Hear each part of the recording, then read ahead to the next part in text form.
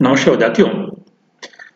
आज हम कुछ चर्चा करेंगे प्रैक्टिकल्स में किए जाने वाले गुणात्मक विश्लेषण या क्वालिटेटिव एनालिसिस में अम्लीय और क्षारीय मूलकों का जब हम परीक्षण करते हैं तब उसमें किन बातों का हमें ध्यान में रखना अनिवार्य है,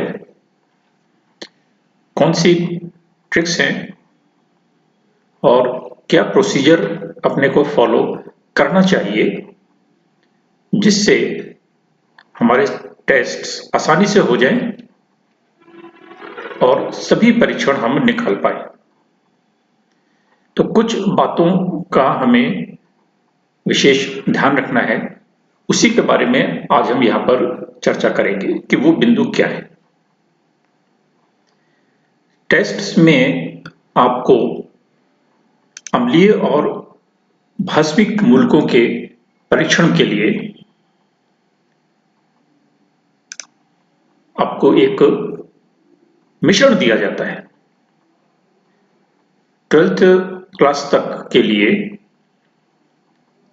आपने यदि टेस्ट किया होगा तब आपको एक ही यौगिक दिया गया होगा और उसमें संभवतः एक अम्लीय एवं एक क्षारीय मूलक की पहचान करने के लिए कहा गया होगा।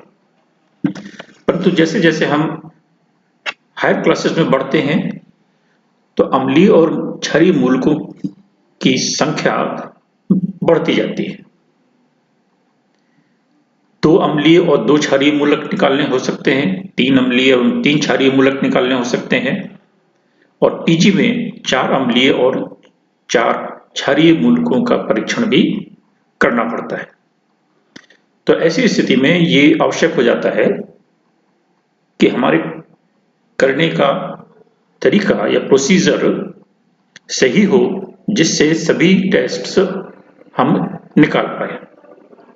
तो उसमें कुछ बातों का हमें विशेष रूप से ध्यान रखना होता है। पहली बात तो कि ये अकार्बनिक मिश्रण होता है। ऑर्गेनिक के टेस्ट्स अलग होते हैं। ऑर्गेनिक मिश्रण या ऑर्गेनिक यौगिक या पदार्थ अलग दिया जाता है, उसके बारे में हम चर्चा नहीं कर रहे हैं। यहाँ पर जो पदार्थ आपको मिलेगा या मिश्रण मिलेगा वो अकार्बनिक होगा। तो ऐसी स्थिति में हमारा जो उद्देश्य हो जाता है कि वो दिए गए अकार्बनिक मिश्रण में अम्लीय एवं क्षारीय मूलकों की पहचान करना, और कितने अम्लीय और कितने क्षारीय मूलक की पहचान करनी है ये आपको कहा जाएगा या बताया जाएगा और उसी के अनुसार अपने को कार्य करना है। तो जब भी हम टेस्ट करना चाहें तो हमारे पास एक तो मिश्रण होना चाहिए और टेस्ट करने के लिए 4-5 स्वच्छ कांच की टेस्ट ट्यूब्स जो बोरोसिलिकेट ग्लास की बनी हुई होनी चाहिए, जिससे कि यदि टेस्ट करते समय हमें उसको गर्म भी करना पड़े तो वो टूटे नहीं या चटके नहीं।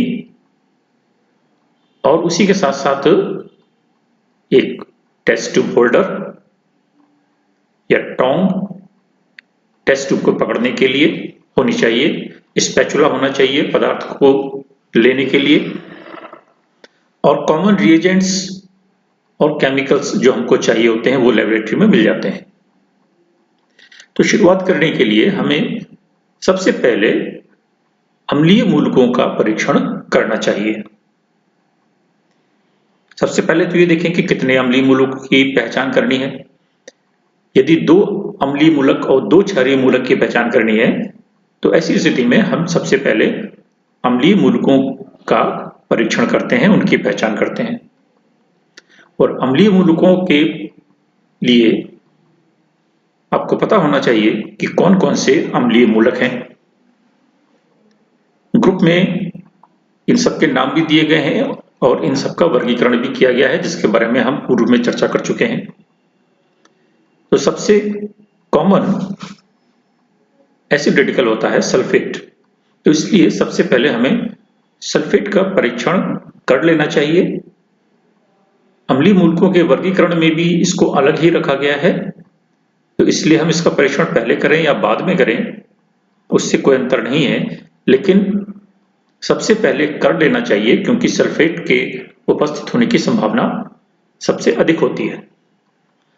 कॉमन एसिड रेडिकल है, तो सबसे पहले हम सल्फेट का टेस्ट करेंगे और उसके बाद अम्लीय मूलकों में डाइल्यूट अम्ल से होने वाले एसिड रेडिकल्स का परीक्षण करेंगे।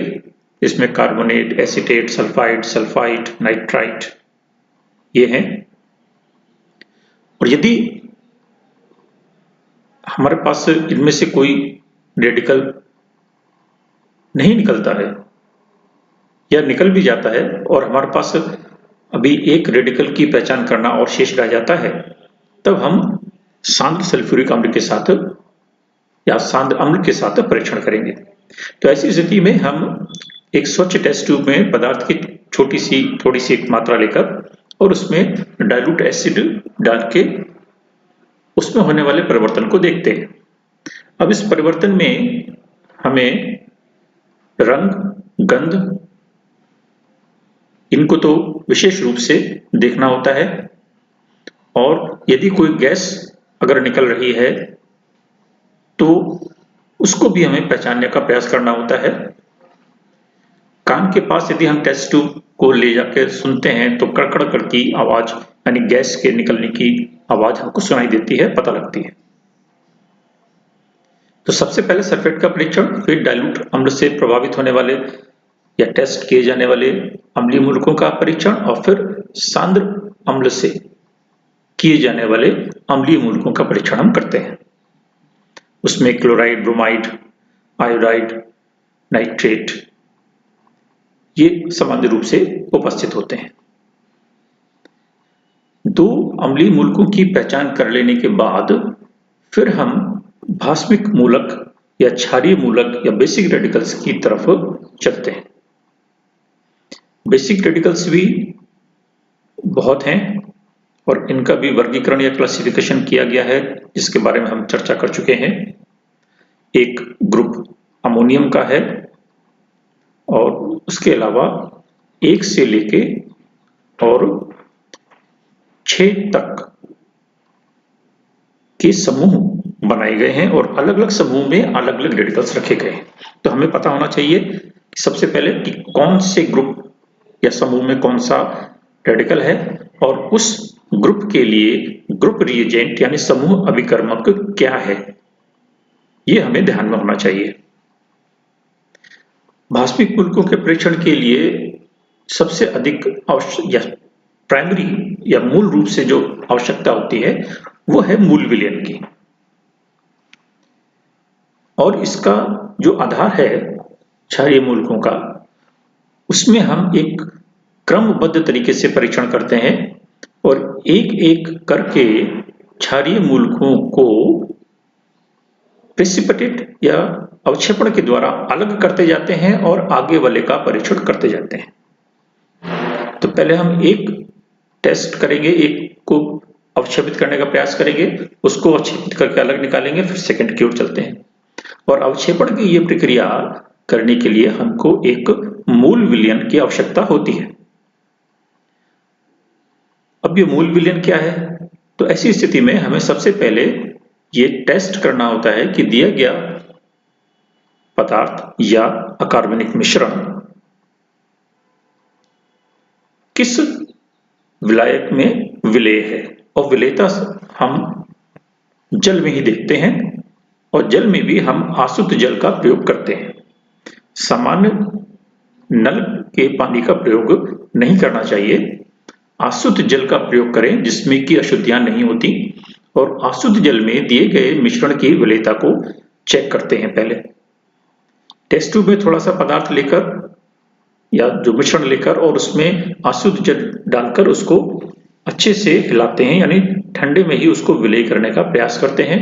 और यदि वो ठंडे में विलेय नहीं होता है तो उसको फ्लेम पर बुनसन बर्नर सामान्यतः प्रयोग किया जाता है प्रयोगशालाओं में। उस पर हल्के से गर्म करते हैं और फिर देखते हैं कि क्या दिया गया मिश्रण गर्म जल में विलेय है, अर्थात पहले ठंडे जल में और फिर उसके बाद गर्म जल में विलेय है। सामान्यतया ऐसे आपको प्रारंभिक क्लासों में ऐसे मिश्रण मिलेंगे जो कि जल में विलय हो जाएंगे, या तो ठंडे में या गर्म में। और यदि वो जल में विलय नहीं हो पाते हैं, आपको कुछ अशुद्धियां नीचे बैठी हुई या अवक्षेपण आपको दिखता है कि जितना पदार्थ हमने लिया था वो पूरा विलय नहीं हुआ, कुछ अविलय रह गया है, तो ऐसी स्थिति में हम ये नहीं मानेंगे कि वो विलयन बन गया है। हमें पूर्ण रूप से स्वच्छ विलयन चाहिए, पूरा मिश्रण घुल जाना चाहिए। यदि आधा घुलता है और आधा नहीं घुलता है तो वो हमारे किसी काम का नहीं होगा। तो इसलिए मूल विलयन बनाना होता है, और मूल विलयन से हमारा तात्पर्य है कि पूरा मिश्रण जल में या उस विलायक में घुल जाना चाहिए और एक पूर्ण स्वच्छ विलयन बनना चाहिए। यदि जल में विलय नहीं होता है तो ऐसी स्थिति में फिर हम नेक्स्ट डाइल्यूट HCl का प्रयोग करते हैं, अर्थात दूसरे टेस्ट ट्यूब में थोड़ा सा स्पैचुला की सहायता से थोड़ा सा मिश्रण लेकर और उसमें डाइल्यूट HCl मिलाकर उसको घोलने का प्रयास करते हैं, और फिर देखते हैं कि क्या HCl में वो मिश्रण विलय है। और उसमें भी वही प्रक्रिया, यदि ठंडे में विलय नहीं होता तो उसको हल्के से गर्म करके देखेंगे, वो गर्म में विलय हो जाना चाहिए, क्या होता है या नहीं होता है। तो पहला स्टेप ठंडे जल और गर्म जल में विलय, और यदि उसमें अविलय रहता है तो फिर डाइल्यूट हाइड्रोक्लोरिक एसिड, और उसमें ठंडे में और गर्म में। यदि HCl में भी वो अविलय रहता है और आपको मूल विलयन प्राप्त नहीं होता, तो ऐसी स्थिति में फिर हम नेक्स्ट कंसंट्रेट हाइड्रोक्लोरिक एसिड का प्रयोग करते हैं। सामान्यतया अधिकांश मिश्रण सांद्र हाइड्रोक्लोरिक अम्ल में विलय हो जाते हैं। ठंडे में यदि नहीं होता तो उसको हल्का सा गर्म करके देख लेते हैं, और यदि ऐसी स्थिति आती है कि कंसंट्रेट हाइड्रोक्लोरिक अम्ल से भी विलयन नहीं बनता है तो next step dilute nitric acid का आता है, और उसमें भी अविलय रहता है तो कंसंट्रेट नाइट्रिक एसिड, अर्थात एक क्रम है, उसी क्रम में हमें विलयता चेक करनी होती है।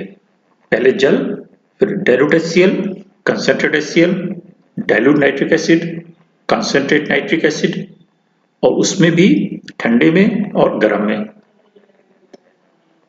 और यदि इन सब में भी अविलय रहता है जो कि सामान्य परिस्थितियां नहीं है, तो लास्ट रहता है एक्वारेजिया। इसका नाम शायद आपने सुना होगा, अम्लराज या एक्वारेजिया। ये HCl और HNO3 का मिश्रण होता है, जिसमें HCl कंसंट्रेट होना चाहिए, दोनों HCl और नाइट्रिक एसिड, अर्थात सांद्र HCl और सांद्र नाइट्रिक एसिड, जिसमें 1 भाग नाइट्रिक एसिड और 3 भाग HCl के रहते हैं। तो वो मिश्रण हमारा अम्लराज या एक्वारेजिया कहलाता है।